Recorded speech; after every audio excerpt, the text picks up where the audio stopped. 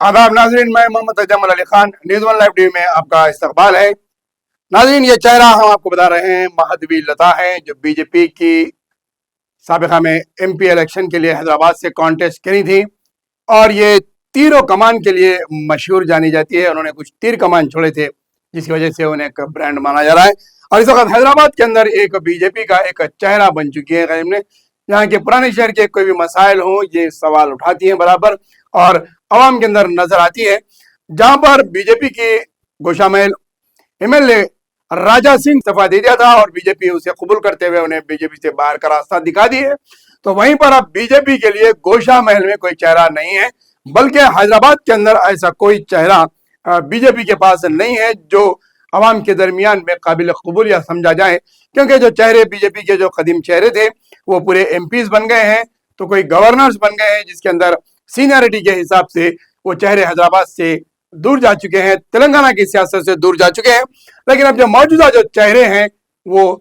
अजला के चेहरे हैं और अजला में उनकी गिरफ्त मजबूत है। फिर वो बीजेपी के अंदर इस तरीके से है कि कंट्रोवर्शियल चेहरों में शुमार किए जाते हैं, यानी कि उन्हें मुतनाज़िया चेहरे माने जाते हैं, अवाम में उन्हें तकबूल नहीं किया जाता है। तो वहीं पर अब बीजेपी के लिए गोशामहल में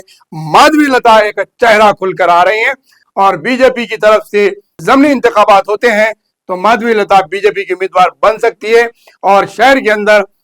बीजेपी को राजा सिंह के मुतबादिल एक नया चेहरा माधवी लता की शक्ल में मिल चुका है, जो ब्रांड स्पीकर के तौर पर, यानी कि वो खास तौर पर अक़लियतों को निशाना बनाते हुए वो बात करती हैं और गोशामहल के अंदर वो हैदराबाद एमपी कॉन्स्टिट्यूंसी के यानी कि 7 जहां पर एमएलए आते हैं एक एमपी कॉन्स्टिट्यूंसीज को, तो गोशामहल भी हैदराबाद एमपी कॉन्स्टिट्यूंसी में आता है। तो क्या माधवी लता हैदराबाद एमपी कॉन्स्टिट्यूंसी के अंदर अपना रोल अदा करते हुए गोशामहल से एमएलए बन सकती है, या राजा सिंह का मुतबादिल जो खला पैदा हो गया है, यानी कि आवाम में नहीं, जो बीजेपी के कार्यकर्ता है उनके अंदर जो राजा सिंह का जो चेहरा था वो अगर माधवी लता की शक्ल में पेश किया जा सकता है, तो क्या गोशामहल में बीजेपी अपनी वोटर्स को बचा पाएगी, या फिर जो वोटर्स जो नाराज थे राजा सिंह के साथ जो थे वो वोटर्स भी राजा सिंह के साथ जा सकते हैं। तो यहाँ पर दो बातें हैं, एक गोशामहल से राजा सिंह की बीजेपी से बाहर का रास्ता, दूसरा माधवी लता की एंट्री राजा सिंह के